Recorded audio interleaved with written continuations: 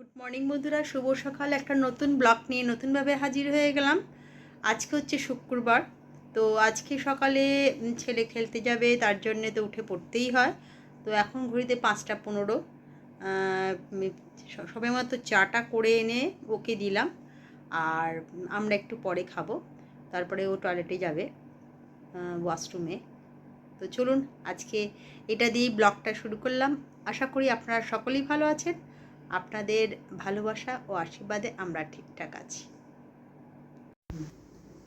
আজ সকালে ছেলে মুসলি খেয়ে যাবে বলে রেডি করে ফেলেছি।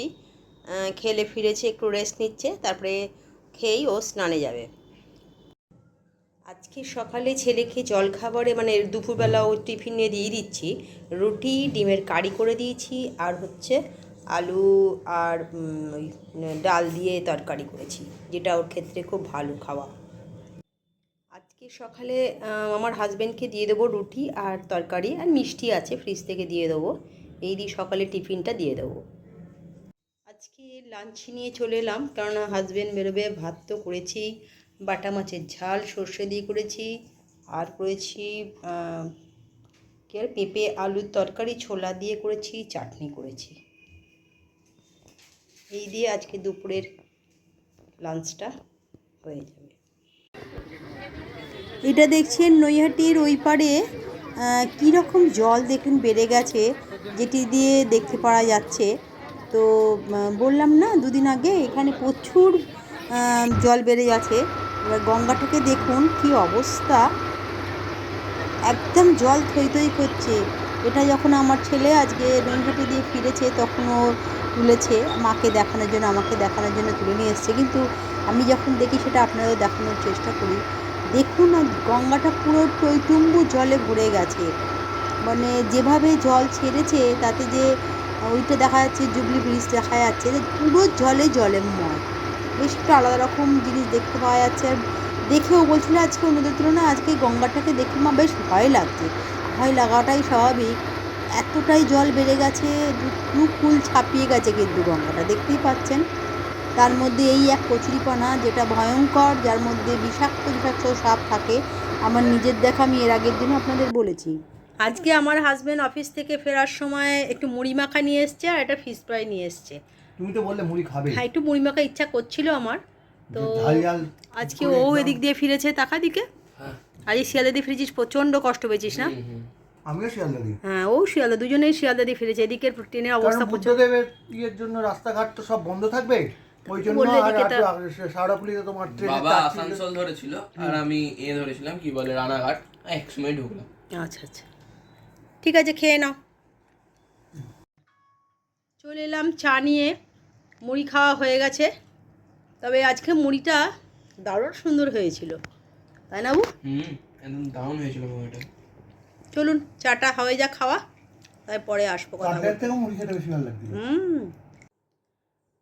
বৃষ্টিটা একটু কমেছে, আজকে রোদ ভালোই উঠেছিল। তবে যেভাবে গঙ্গার জল বেড়েছে আমিও দেখেছি। বা আজকে আমার ছেলে যেহেতু আজকে শিয়ালদা দিয়ে ফিরেছে, হাওড়া দিয়ে ফিরতে পারিনি, কারণ আজকে ফেরার সময় আজকে তো বুদ্ধদেবের ওনার সমস্ত রকম কলকাতার কী ছিল যেন, ওনার দেহ নীলরতন মেডিকেল কলেজ যাবে বলে।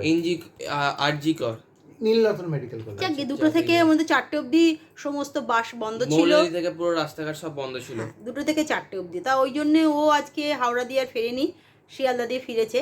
তো শিয়ালদা দিয়ে ফেরার সময় এবং এদিক দিয়ে ফিরেনি, ভালোই হয়েছে। আজকে সারাপুলিতে তার ছিঁড়ে গেছিলো, যার জন্য আমিও শিয়ালদা দিয়ে ফিরেছি। হ্যাঁ, আজকের বাবাও দিক দিয়ে, আমি যদি শিয়ালদাতেও প্রবলেম হয়েছিল, আমি বলে দিয়েছিলাম যে তোমরা দিক দিয়ে কেউ ফিরো না, কেন আমি ঘটনাটা আমি জানতাম, তাই জন্যে। সারাপুলি লোকালের ইয়ে হয়েছে, সারাপুলি স্টেশনে কোন ট্রেনের প্যান্টাগা ভেঙে গেছিল। যাই হোক, যে কারণে দুজনে দিকে ফিরেছে। এতেও হয়ে যায় আবার, এও প্রবলেম হলো কি বলে ওই শিয়ালদার দিকে ট্রেন বড্ড দাঁড়িয়ে দাঁড়িয়ে এসছে। না, দাঁড়িয়ে দাঁড়িয়ে না, 17 নম্বর গেটে 17 নম্বর রেলগেটে ব্যারাকপুরে যেটা সামনে, সেটার সামনে লরি খারাপ হয়ে গেছিলো। আচ্ছা, যাক, এই সমস্ত কারণে দুদিকেই আজকে ট্রেনের বিঘ্ন হয়েছে। যদিও শিয়ালদা দিকে ট্রেনটা চলেছে, আস্তে আস্তে চলেছে বা একটু দাঁড়িয়ে দাঁড়িয়ে এসছে। তবে আমাদের হাওড়ার দিকে ট্রেনের কিন্তু বেশ আজকে ইন্টারসিটিতে প্রবলেম কিছু করেনি। ট্রেনের ইন্টারসিটি তো কোনো ঠিক হয়ে আসতে বেশ 3টে থেকে 5টায় ছেড়েছে, এরকম কিছু ব্যাপার। যাকে তো আজকে আসার সময় ও দেখেছে গঙ্গায়, আপনাদের দেখালাম যে গঙ্গায় কী প্রকার জল বেড়েছিল। আমার মনে হয় দুদিন আগে হটকা আর একটু জল বাড়ার জন্য সবাই তো আমাদের ওই নৈহাটিতে গঙ্গার ধারের দিকে গাড়িগুলো রেখে 4 চাকাগুলো রেখে সবাই মায়ের মন্দিরে যায়, পার্কিং জোন করেছিল। হ্যাঁ, মায়ের মন্দিরে যায়, ওখানে গাড়িগুলোকে রেখে মানে গঙ্গার ধারে নিচের দিকে ঢালুটায় রেখে যায়।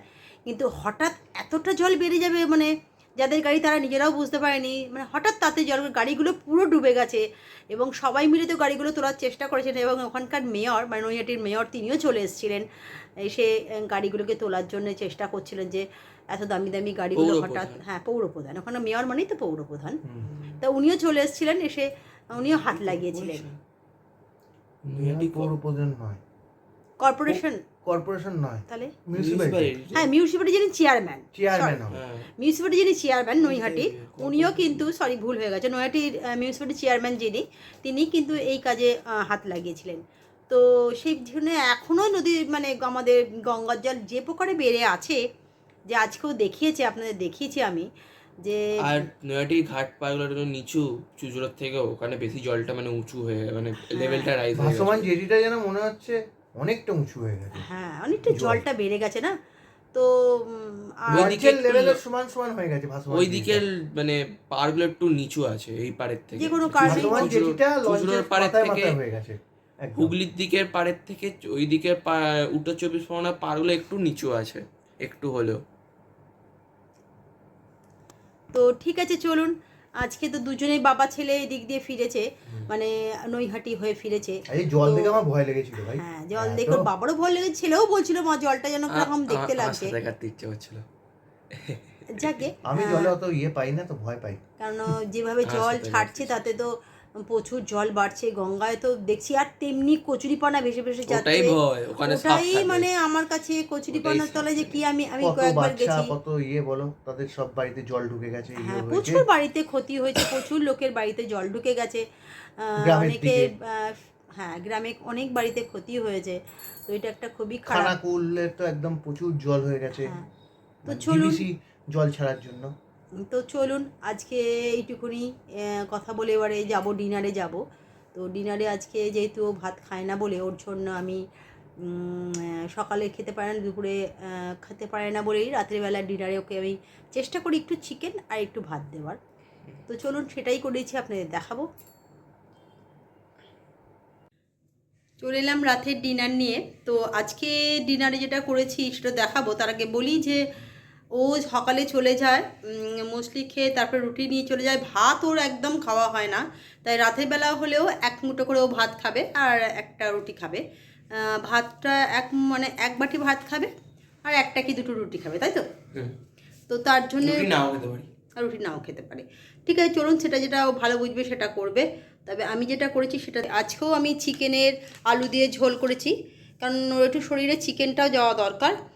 আর হচ্ছে ভাত তো রেখেই দিয়েছি, আর রুটি করেছি, আর একটুখানি শশা আর পেঁয়াজ স্যালাড করে নিয়েছি, যেটাও পছন্দ করে। আর ব্লগটাকে বাড়াচ্ছি না। তো আজকে কি বলে এই খাওয়াটা এরপরেই আমাদের আরম্ভ করে দেবো, মানে রাতের ডিনারটা। তো যারা যারা আমার ব্লগটাকে পুরোপুরি দেখছেন তাদের বলছি ডিনার করে দিয়েছে, কালকে খেলা আছে বলে আমার প্র্যাকটিস আছে, তাড়াতাড়ি ডিনারটা করে না শনি রবিবার, কেননা ওর খেলা থাকে। শুধু তাই না, অন্য প্রত্যেক দিনই ওর সকালে প্র্যাকটিসে যাচ্ছে বলে, তো তাই জন্য ডিনারটা তাড়াতাড়ি করে নিতে হয়, সকালে 5:30টার মধ্যে উঠতে হয়। তো যুদ্ধ প্রত্যেক দিনই, এখন শনি রবিবারটাও কোনো ছুটি নেই, পড়ানো সব কিছু দিক দিয়ে এখন চলছে। ঠিক আছে চলুন, যারা আমার ব্লগটাকে দেখছেন তাদের অনেক অসংখ্য ধন্যবাদ, লাইক কমেন্ট শেয়ার করবেন, আর আমার পরিবার একজন হবে এটা বলি। তো আর যারা যারা ফেসবুকটা দেখছেন তারা অবশ্যই ফলো করবেন, আর যারা ইউটিউবে দেখছেন তারা অবশ্যই চ্যানেলটাকে সাবস্ক্রাইব করে নেবেন। আজকের মতন এইটুকুনি, গুড নাইট। কালকে একটা নতুন ব্লগ নিয়ে নতুনভাবে হাজির হয়ে যাব। তবে যাওয়ার আগে আর একজনকে একটু বসে আছেন, খাবে, খিদে পেয়ে গেছে, তারও খিদে পেয়ে গেছে, বসে পড়েছে। তো চলুন রাতের ডিনারটা সেরে নিই, কালকে আবার দেখা হবে।